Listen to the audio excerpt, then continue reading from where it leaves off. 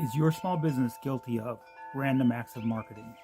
You're so busy doing this thing, providing the service, taking care of customers, running the business, that the tasks of filling your pipeline, doing your email marketing, your social media marketing, those things that you know you should be doing, updating your website, creating content, recording a video like this, maybe, just drops off the bottom of the plate, and you say, I'll get to it tomorrow, and next thing you know, it's been 3 weeks, 4 weeks. The Bald Guy Marketing exists to help small business be more efficient with their marketing plans, their marketing systems. But those fall under a broad range of categories, and so it's easy to misunderstand what falls within the scope of the marketing plan or the marketing strategy. When I was initially out of the Army and in the business world, I found myself in a print setting. And what I realized is I was trying to have conversations with people about what their marketing strategy, but I knew that I was trying to sell printing, and they knew that I was trying to sell printing, and I knew that they knew that I was trying to sell printing. And printing, if there's this many marketing channels, and there's way more, is only these two. And so I was constantly trying to steer the conversation back around to printing. When I'm no longer in printing, I call myself a marketing strategist, a marketing consultant, a marketing generalist. That allows me to talk about all these different channels. We can focus on the strategy. What is the purpose of our organization? Who are we trying to reach? What is the message that we're trying to reach them with? And will that message resonate with that audience? Once we have that understanding agreed to, then we can start talking about which strategies to use or which tactics and channels to use to transmit that message to that audience. So this is this broader ability to talk about these more esoteric ideas about marketing. And then we drill down into, okay, what is the content strategy? What is the message that we're trying to create? How do we communicate that on a regular recurring basis? Understanding that only 2% of sales or so are made on the first contact. The vast majority of sales are made on the 5th, 6th, 8th contact, and most salespeople are stopping after the 2nd or 3rd touch. So how do we create this marketing system, this marketing process that allows us to reach that audience on a frequent enough basis that we start resonating with them, we start connecting the dots for them of how it is that we solve the problem that they're facing with our product, our service. So people talk about a social media management agency. So what is a social media marketing agency, and what do they do? I say that SMM, social media marketing or social media management, has 3 buckets. Bucket 1 is the content. So that's the social media post. That's the video content that you're producing, the reels and the shorts and the TikToks, the tweets on Twitter. That's the social media content. And so when a company or when a potential customer encounters your company, they need to see a history of regular ongoing content that shows that you know what you're talking about, that you're a relative expert in your field, and that you're dependable and trustworthy. If the only thing they see on your Facebook page is the first initial in a round icon that says T or whatever the first initial of your company name is, and a website link, they know that you've never used that platform. And if you're going to be in the platform where they're used to seeing people, you demonstrate credibility by having regular content there. But then the engagement part, so that's bucket 1, is just producing the content, and it has to be frequent, regular, ongoing content. If it's one insightful post per month, which is what I had one friend tell me, his goal was one insightful post per month. I'm sorry, nobody's waiting with bated breath for your one insightful post per month. Ain't gonna happen. It's so buried down on their feed, no one's paying attention. It's gonna come and go, and it's not gonna get any traction. Social media is about the frequency and the repetition. The good side of that is no single post has to be amazing. Each post can be, this is a thing that we're talking about. It doesn't have to be the complete story. It shouldn't be the complete story. You'll overwhelm people. It should be some little snippet, a snippet here, a snippet there, a snippet the other place. You're getting to the, instead of 1 or 2 touches, you're getting to the 12, 18, 24 touches, and you're developing this picture that you're the answer, you're the person that can solve this particular problem set. That's the content part of social media content. That's the media of social media. The social is engagement. So be social on social. Bridget Willard. She says, be social on social. And by that means, she means engage with people, have conversations with people. When someone engages or likes on your content, go like something of theirs. Go follow them. Go see what they're about. Find out something about them. When somebody comments, the platform is expecting you to respond pretty quickly. If you're responsive to your followers on your social media, the algorithm of the platform rewards that. But it's important to understand that the purpose of the algorithm is to make each of us's experience on that platform unique to us. The algorithm is trying to understand what each one of us cares about and show us more of that, because that's what keeps us on the platform. So as a business, if you are expecting people to just follow your content because your content is so amazing, you're misunderstanding what the algorithm is trying to do for your audience, for your user. The algorithm is trying to give your user more of what they care about, not more of what you care about.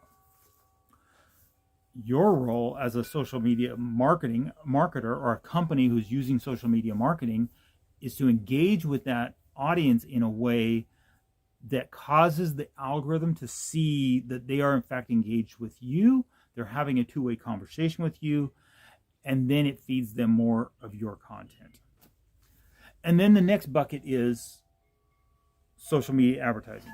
So if you've got a good content strategy and if you've got engagement, then when you use a social media advertising to reach an additional audience, that additional audience, when they show up on your page to check you out and figure out if you're truly legit, now they see your content and your people who are engaging with your content, and it's much more relevant, it's much more relational than transactional, which is how most people treat advertising as transactional.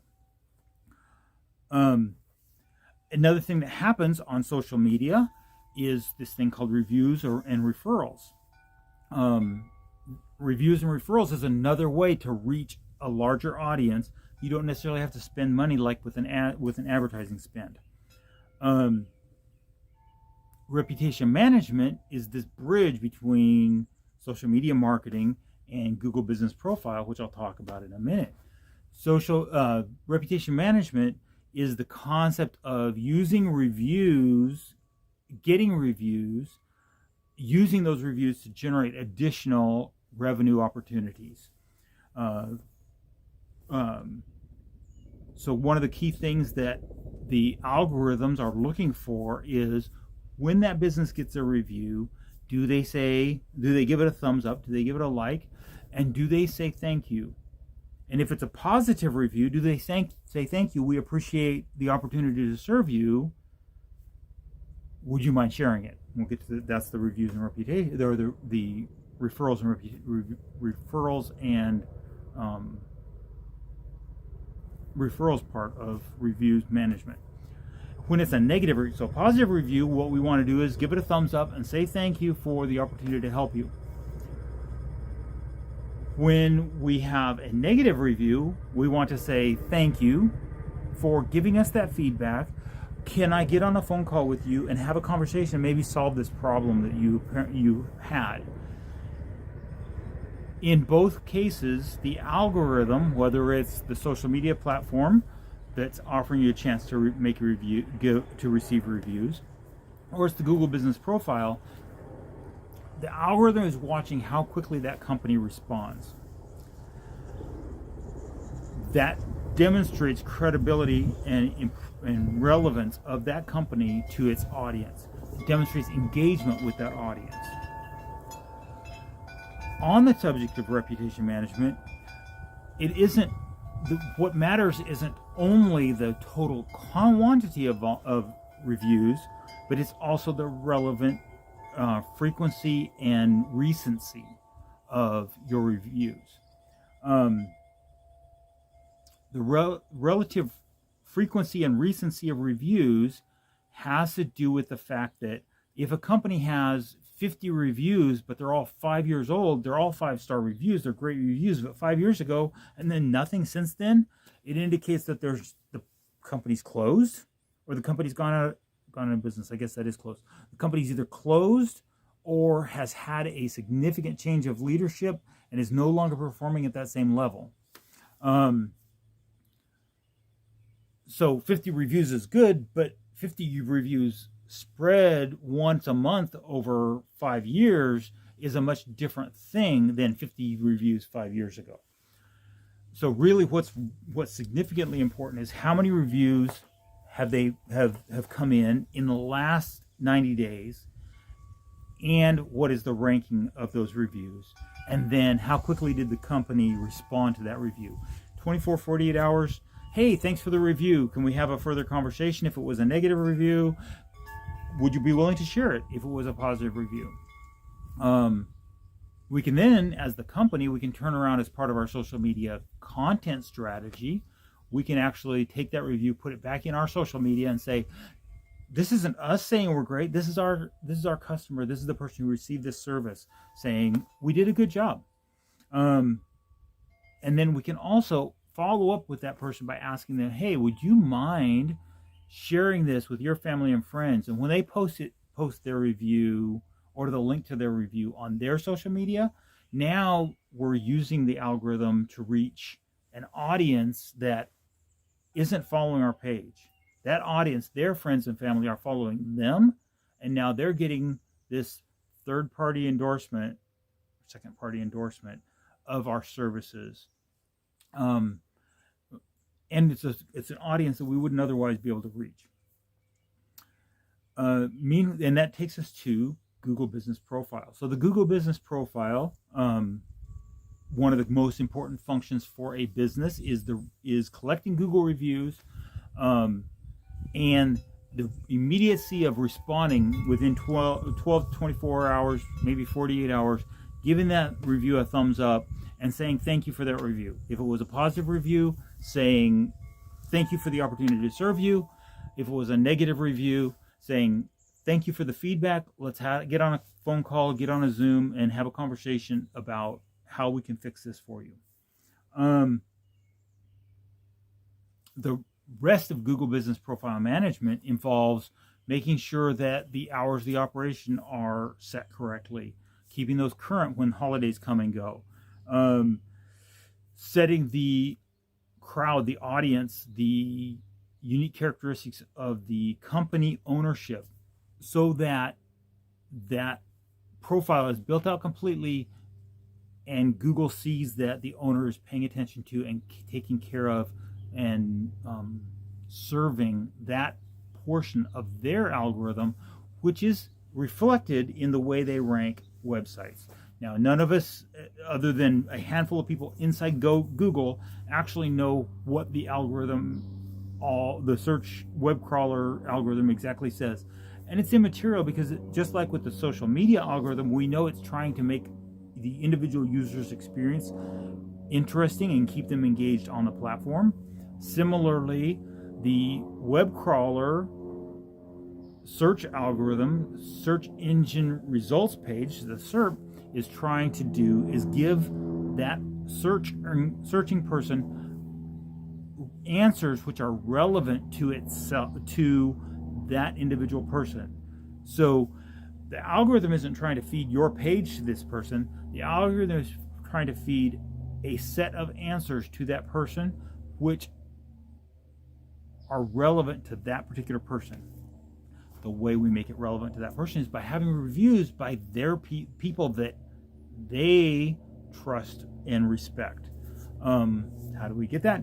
For a local, this is much easier for a local service business than it is for somebody national or global who literally is trying to reach anybody and everybody. When we're building social media and content marketing plans for a local business, we can geographically, in addition to demographically, define our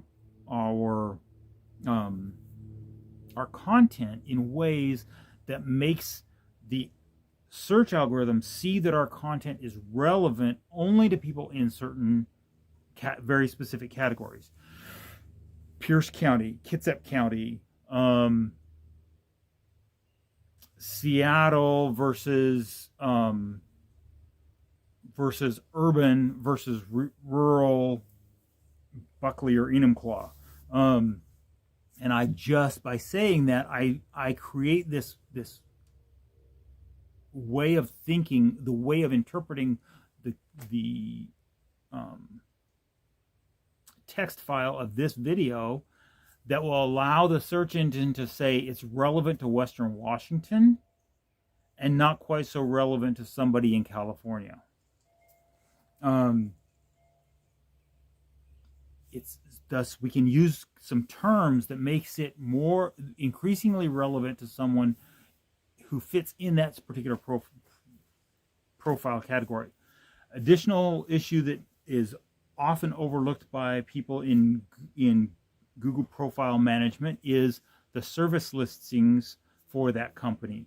So keeping that list of services that company provides relevant or current is very important, because often a company will shift its focus over time, and unfortunately the Google profile won't keep up, and now the Google profile becomes increasingly less relevant to what the company's actually doing, and therefore the search engine results when someone's trying to find those services are no longer relevant, no longer provide your company as the relevant answer when serving up a search engine results page.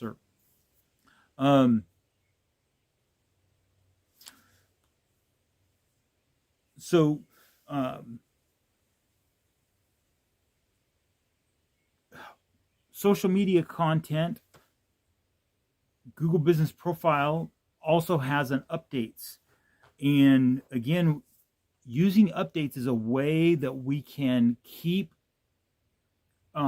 Google informed that we are actively engaged with our business. 7 days is kind of the magic number. So every 6 to 9 days, there should be a new update from the company saying, this is something that's happening in our company. So you can take some of your social media content. Some of it is purely social, feel good, warm, fuzzy kinds of things, and it probably isn't relevant. It probably isn't appropriate on your Google as a weekly Google update. But some of those, it's a perfectly valid max. You just take the thing you're going to post on social media anyway, and you push it over to Google Profile as well. Some of the people in my space, in the social media marketing, social media management world, say that cross-posting is not appropriate, is a lazy way to do marketing. My counter argument is, okay, fine, we can trickle it out so that something I post in one profile or in one platform on Monday, I post it to a different platform on Tuesday and a third platform on Wednesday. We can do that, and with the right with this right software and the right management systems, that's not incredibly hard or difficult. The counter argument is the people who use Facebook aren't immediately going to go over and check LinkedIn or Twitter to see if you post the same thing on the other platform. The people who are LinkedIn users aren't going to immediately check Instagram to see if what you just posted on LinkedIn is also what you're posting on Instagram. The only people that are looking at all those platforms are social media marketers.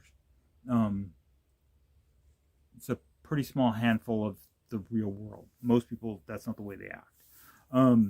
They have a platform that they're comfortable with, maybe two. Maybe they're on Facebook and they're on Nextdoor. Or as a small business owner, they might be on Instagram and Alignable. If they work in the corporate world, or in academia, they're probably on LinkedIn and Instagram. LinkedIn and Pinterest, some combination like that. They're not on 5, 6, 7 platforms in a given workday, because it's a distraction from their workday. Those of us who are social media marketers, 3, 4, 5, 6 platforms, yeah, that's what we do, because that's what we do. Okay, so we're producing this content for our social media. We're producing updates, which is basically social media content for our Google profile. And what is that? Or what else? How else can we purpose that or repurpose that? So blogs are typically a longer form content, and email marketing is often a longer form content. But what a blog could be is 3 paragraphs, and each one of those paragraphs is a daily post that week. And an email, and the same 3 paragraphs is an email that goes out once a week, once a month. All of it with links back to each other. So here's the 3 bullet points of the blog post, and it goes out as a social media post with a link to the blog post. It goes out as an email with 3 links to social media and a link to the blog post.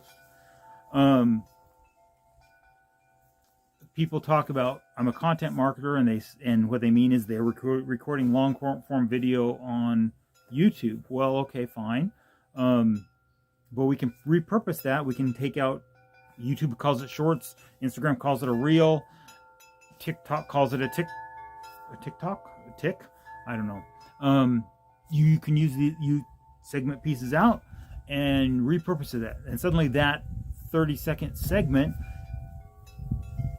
take the text, the closed caption text, make that the body of the social media post. Here's the imagery, the link to the short form version of the video, and you have a Thursday afternoon social media post.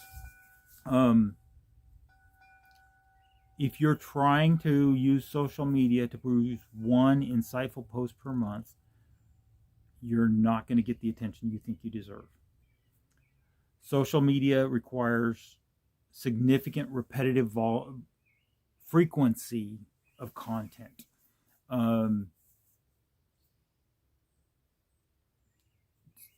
That's the way to use social media.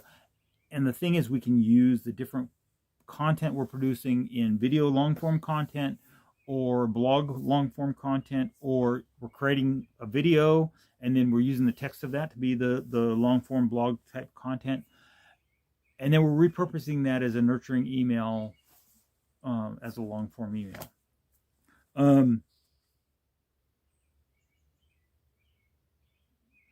Email marketing is also very valuable for follow-up, follow-through. So statistically, only 2% or so of sales are made on the very first contact. Very rarely does a business put the right message in front of the right person at the moment they're ready to buy, and they just make a purchase decision. Most of the time, that person has to see that business 3, 5, 6, 7 times. Statistically, most sales are made after the 8th touch, especially in the world where each of us is inundated by commercial advertisements. 3,000 to 6,000 commercial messages in a given day. Just overwhelming volume of messages. For a small business to get through that noise and get their message to the right audience at the right time is very, very difficult. How do we do that? Frequency and repetition. When we start engaging with someone, getting their email address and using email to stay top of mind with them, to maintain the nurturing the relationship. Donald Miller, Building a Story Brand author, says as long as they're not unsubscribing, email marketing is working. Your open rate is only going to be what your open rate is. But if they're not unsubscribing and you're showing up in their inbox, your name with a subject, and they're saying, yeah, I don't need that right now, but they're seeing you. And 3 days later, a week later, they see your name and a subject again. And then they see your name and a subject again. It's frequency and repetition. They may not open your stuff for once or twice a month. And it's still achieving that nurturing effect that you're trying to achieve.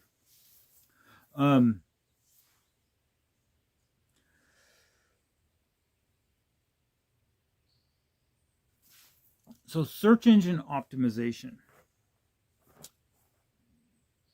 is tied to all these other concepts, because what we're using in the links between our content and in the Google Business Profile, with making sure that the NAP, the name, address, phone number, and web address URL are all matched correctly, are all indicators of how credible or relevant that website is. So SEO falls in 3 categories. There are 3 categories of SEO. There is what most people say when they say SEO is the on-site technical activities, especially the backside activities that aren't the normal purview of what the business owner deals with. And then there are off-site SEO actions, and then there's all this social media content which all has SEO effects, and reputation management, getting reviews and responding to reviews, which all has SEO effects. The social media content is producing content that shows that the business that is represented by that website is relevant and credible and visible to the correct audience. On the website, there's the backside technical portions of the SEO. That's getting all the header tags aligned correctly. That's getting the keyword listings correct. That's getting the alt data on the images correct, so that it's not just a picture of a man. It's a picture of a man sitting on a swing in the woods, talking about social media marketing and SEO. And then there's the content portion of the SEO, which is visible to the audience, to the human audience reading the page, but it's also interpretable by the search engine. And what is the content on this page, and is it relevant to the question that the searcher is asking?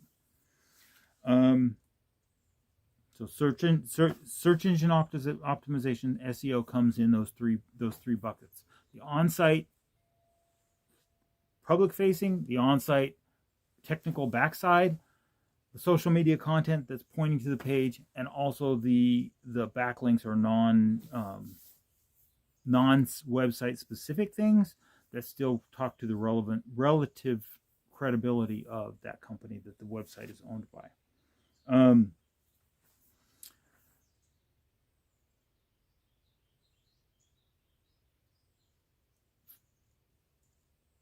A social media or a marketing plan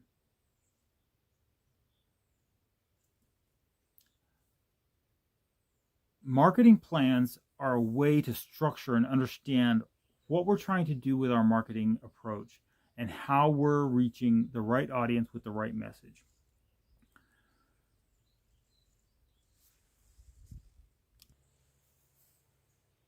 A marketing plan provides a structure, a system, a way of thinking about all of the marketing activities, so that you know that your plan is, that you're not missing something in the way you're planning and the way you're executing your marketing approach. And there are 3 basic phases to a 9-point marketing plan. prospects, leads, and customers.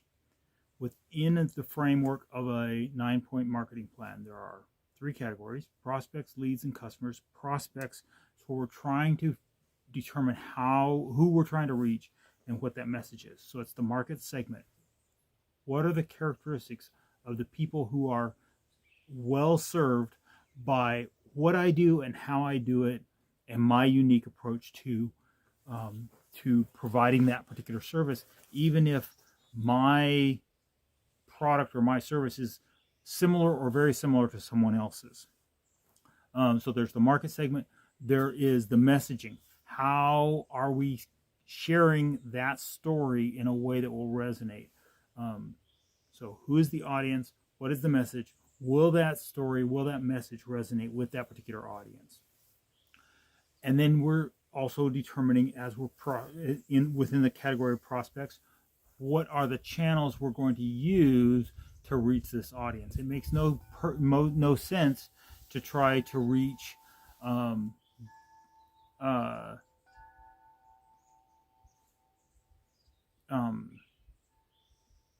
not coming up with a good example of somebody who definitely won't be on LinkedIn.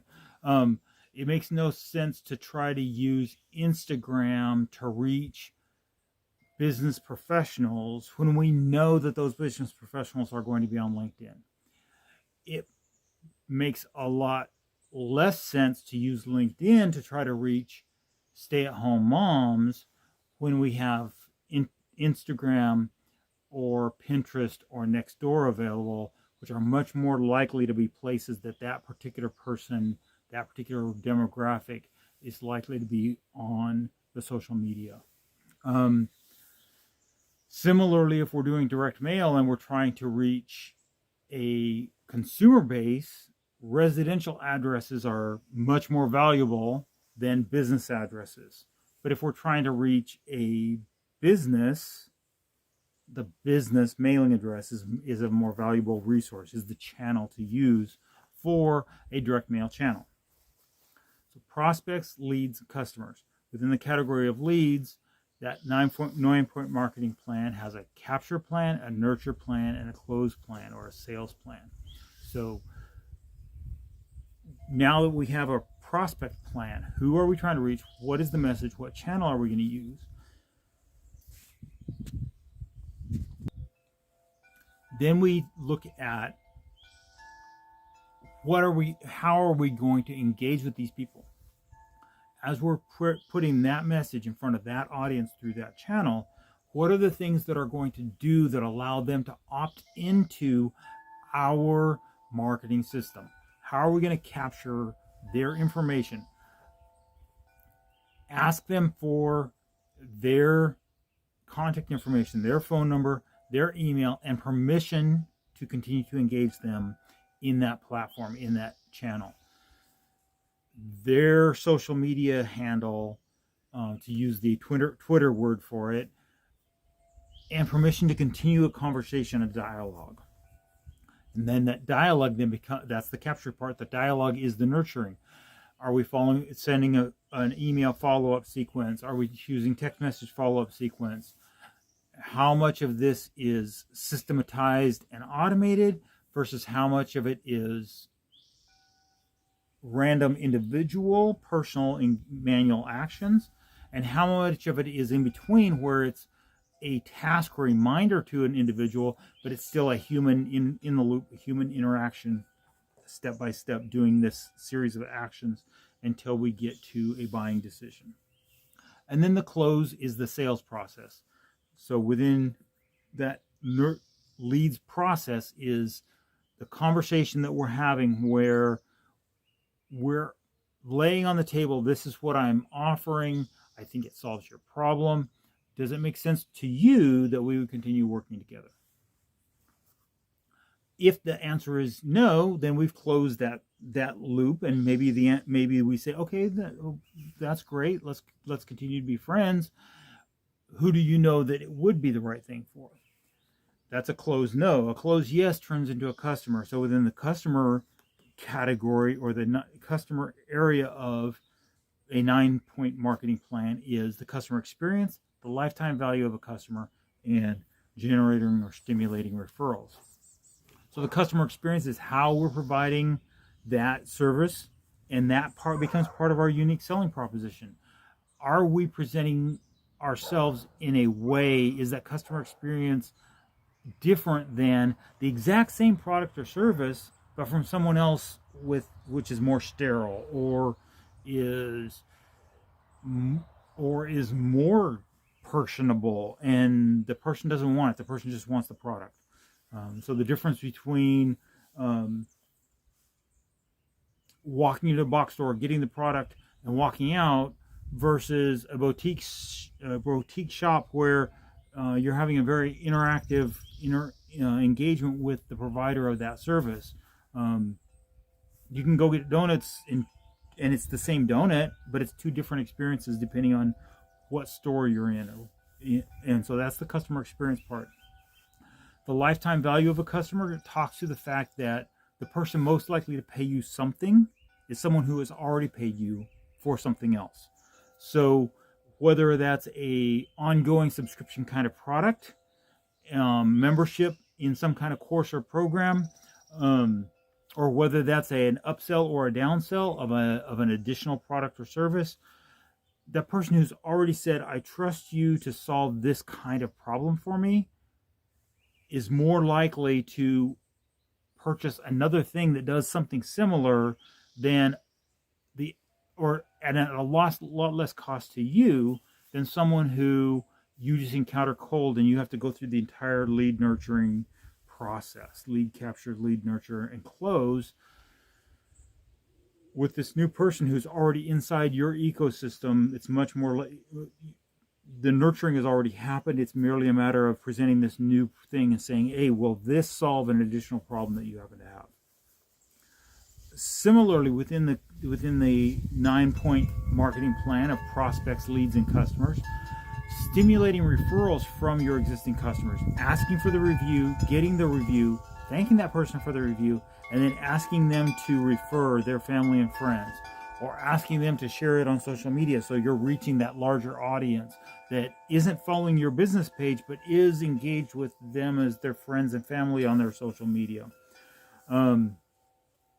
If you have an affiliate marketing program or a referral commission or sales commission loyalty program, all of those things, all of those systems are ways of stimulating referrals so that you maximize the lead generation portion as you're building your pipeline and the funnel that continues to bring new projects into your small business. So the 9 points of a 9-point marketing plan: prospects, the market segment, the message, the channels; leads, what is the capture system, what is the nurture system, what is the close system or the sales process; and then customers, what is that customer experience, what is the lifetime value of the customer, and how do you stimulate referrals. That is the 9-point marketing plan, and allows the small business owner to have a system in place to know whether they're doing random acts of marketing or whether they have a structured marketing strategy that they're following. If not time consuming, the portions that are automated as well as they can be, and the portions that are manual that do need to be a human in the loop are still systematized such that they happen routinely. In the Army, we used to talk about do routine things routinely.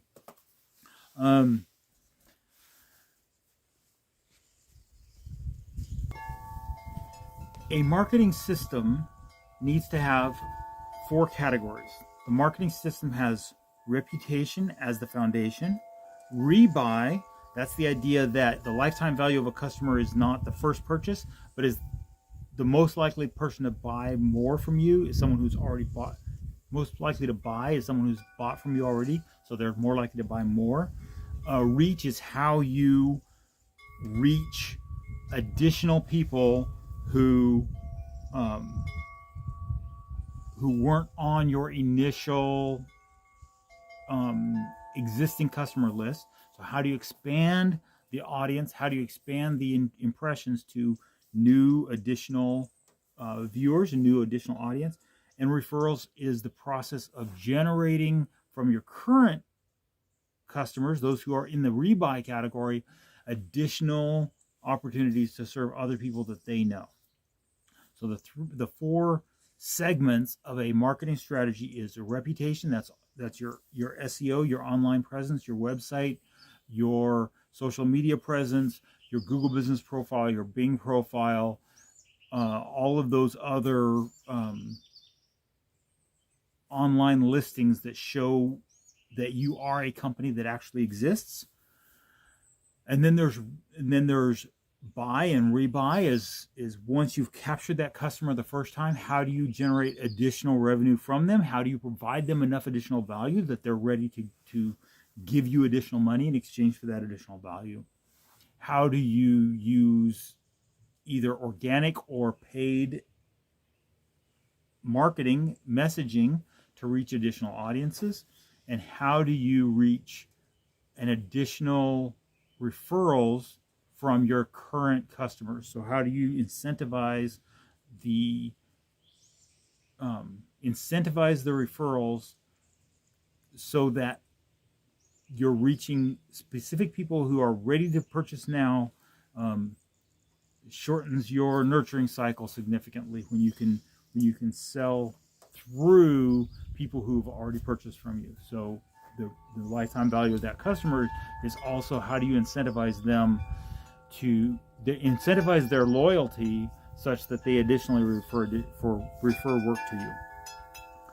So that's the four segments or the four systems of a marketing system are reputation, rebuy, reach, referral.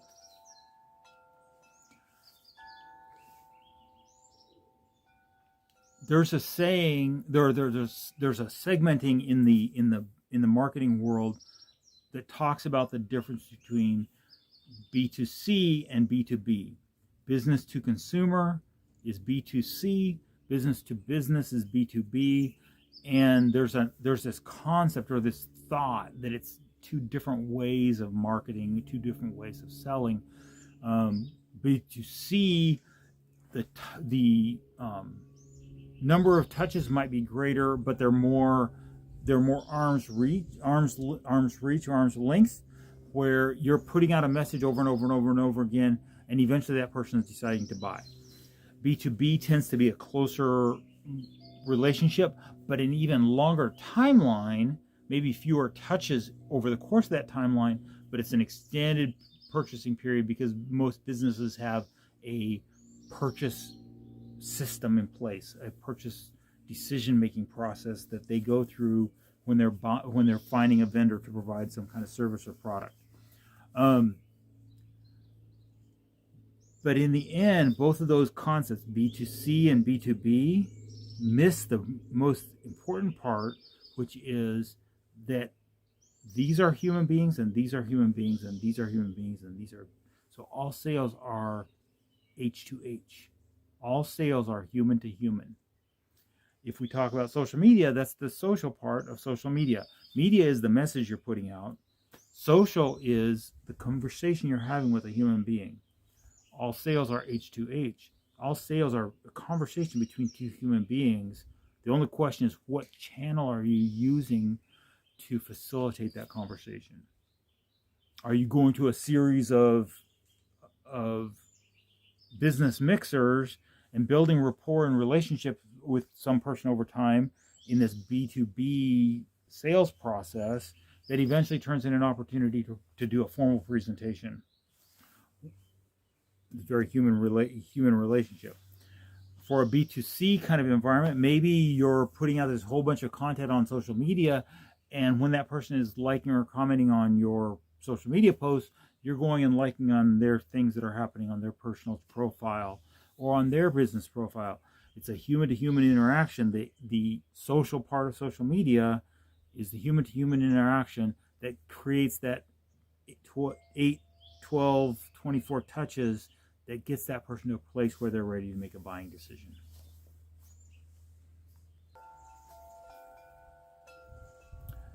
Devin Tracy of Windfall Elite says that Facebook is the most powerful communication tool ever been handed to the individual. I want to expand on that just a little bit and say social media in general, generalize it a little bit. Social media is the most powerful communication platform that has ever been handed to individual human beings to communicate with other human beings. Social media allows us to engage with people who otherwise would be outside of our immediate circle of influence. It allows us to expand our circle of influence. Maybe there's still only 250 people that in any human head you can maintain relationships with 150 to 250 people. But who those people are and how often you engage with them is significantly expanded by this thing we call social media in general, or in the quote, in Facebook in particular. As a small business owner, if you're not leveraging the opportunity provided by this amazing communication platform, please have a conversation with me, because it's not hard. It's not rocket science. It's not brain surgery. It's not rocket surgery. But it is difficult. It does take consistency. It does take discipline. It does take a little bit of thought and planning to do it well, as opposed to practicing random acts of marketing. And the flip side of that is, in the end, social media rarely punishes you for doing something that wasn't exactly a good idea. Now, if you literally say something stupid or unwise or disrespectful, especially if it's disrespectful of a large community, yeah, social media can and will punish you for that. But in general, most faux pas come and go, because social media posts come and go pretty quickly.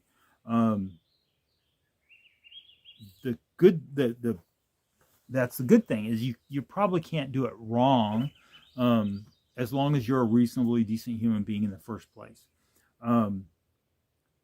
It's fairly difficult to do extremely well, but it's not incredibly hard to do reasonably well, as long as you commit to some significant pattern of repetition and frequency where you're generating content and staying engaged with the people that are engaged with you on social media.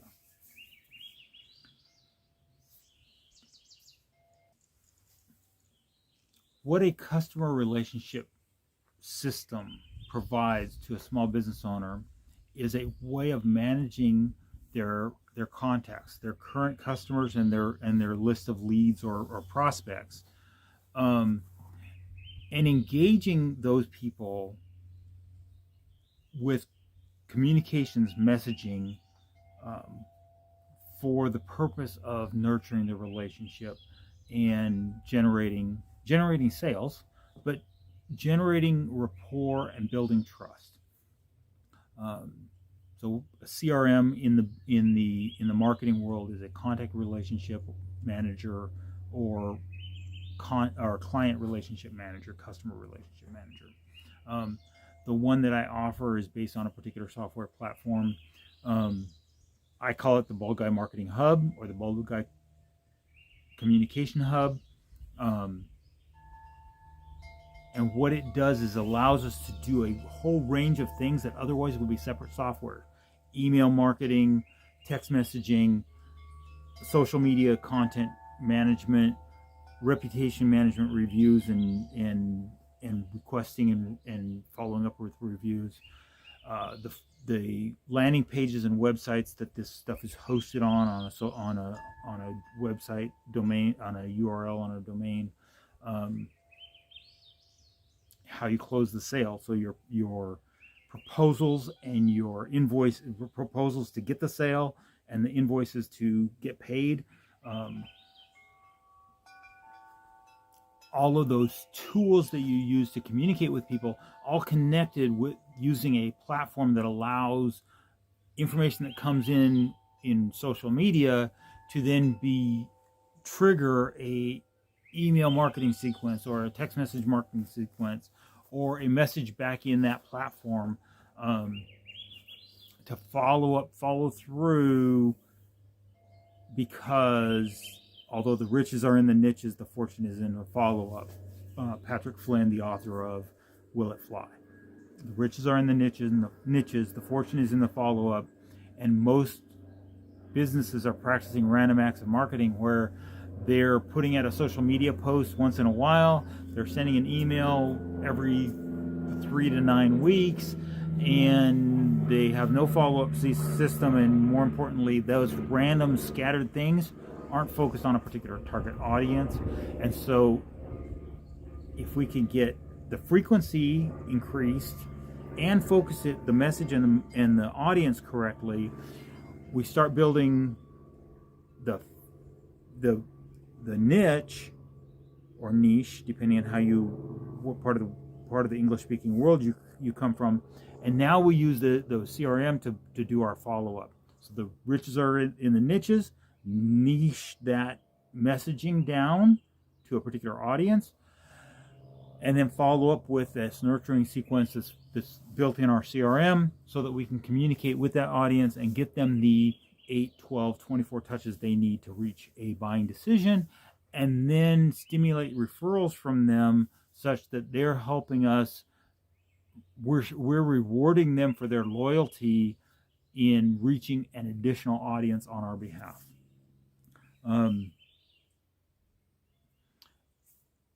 So that's the tool set that we use. Summarized, we call it a CRM, but the CRM function is only one part of the social media management, email management, website, web builder, the forms, the funnels, the forms and the surveys that we use on those platforms to gather the right kind of information to allow people to opt into or pre-qualify themselves, say, yes, this is the kind of service I need. And we can then say, yes, I have the ability to provide that service.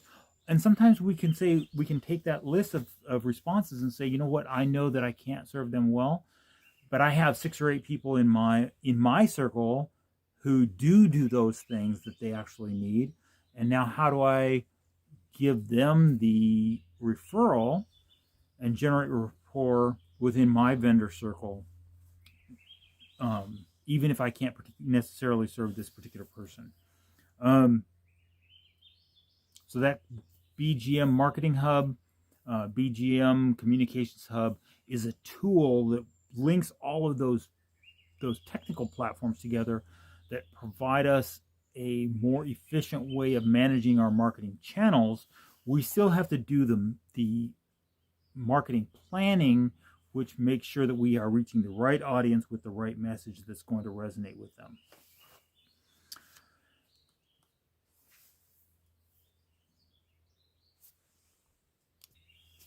So what a marketing strategy session, a marketing plan, or marketing consultation provides to the small business owner is my expertise, my understanding, my ability to step away from the busyness of providing customer service and look at what the marketing plan or marketing approach that the company is currently using, what's working well, what isn't working as well as it should be, where the gaps are in the process, in the 9 points of the marketing system, in the marketing strategy, and then develop a plan looking at the competition, seeing where the strengths and weaknesses are there, and matching the strengths of this company with the weaknesses of the competition, such that we are able to reach a niche portion of that audience with a message that resonates for them, that allows us to close the business, that allows us to be a unique selling proposition, even in a market that is flooded with multiple providers of this particular service, whatever that happens to be.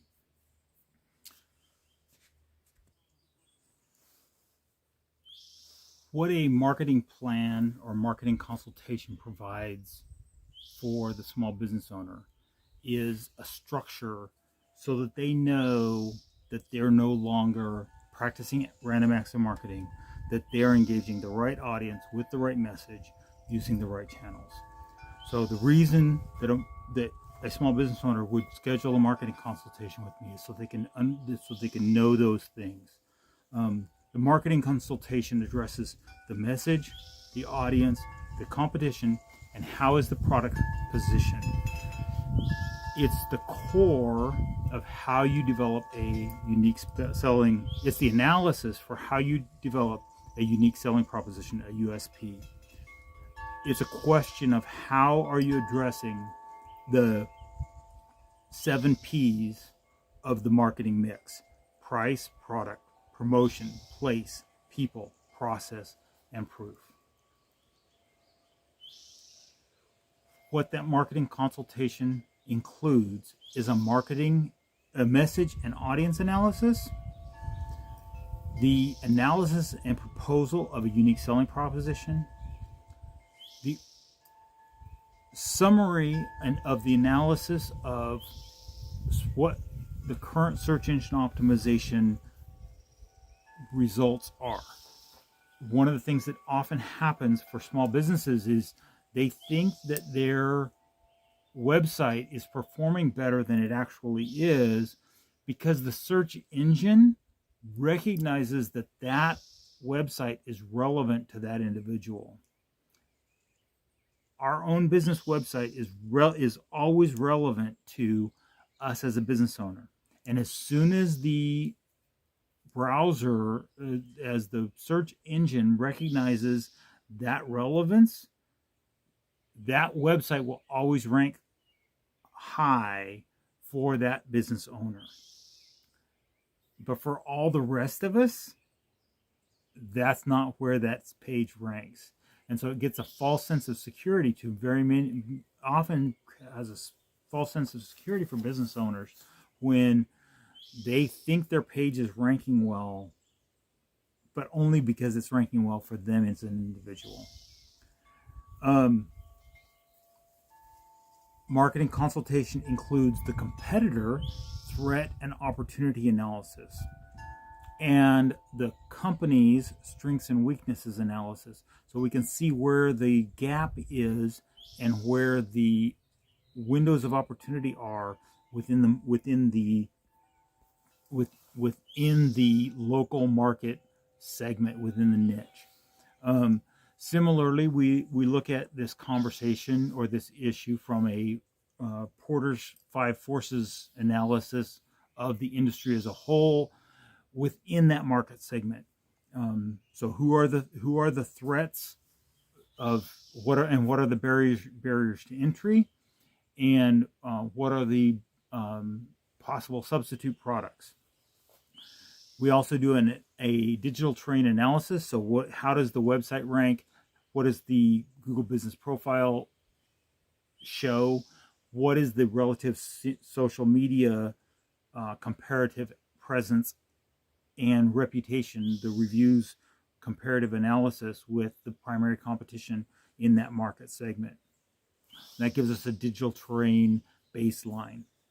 And then we generate the 9-point marketing action plan.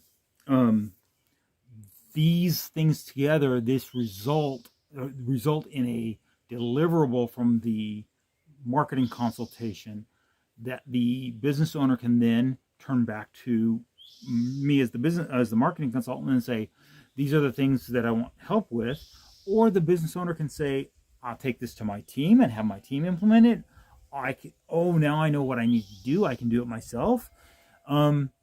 Or they can take it to some other agency and say, what I now know is I need to focus on this very specific portion of SEO, and this agency is really good at that, and they should do that. Or it's a website thing, then this is a really good website company, and they should go to a website company.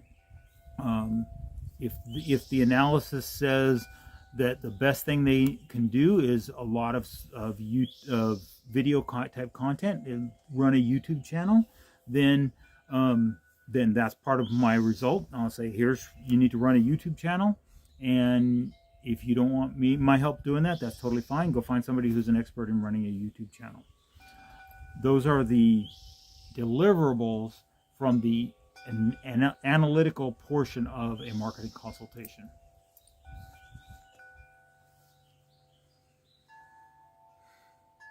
Do you know that 62% of all phone calls to small businesses go unanswered? When it seems like a pretty outlandish statistic until you think about the fact that when I say it's small business, I'm often talking about a business where the owner is actively involved in providing the service.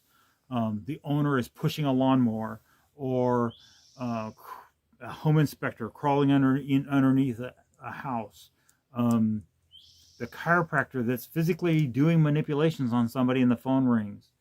And that's not the only way that people are trying to get a hold of our small businesses. They're also DMing us.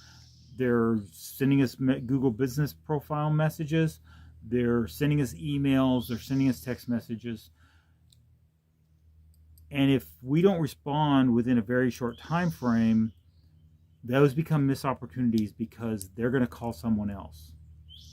So if we're on the roof trying to re-roof somebody's house and we miss a phone call, then suddenly we don't have the opportunity to do a roof the next week, or we're missing the opportunity to align someone's spine the next week. I have a system that solves that problem. I'm Keith. I'm the bald guy.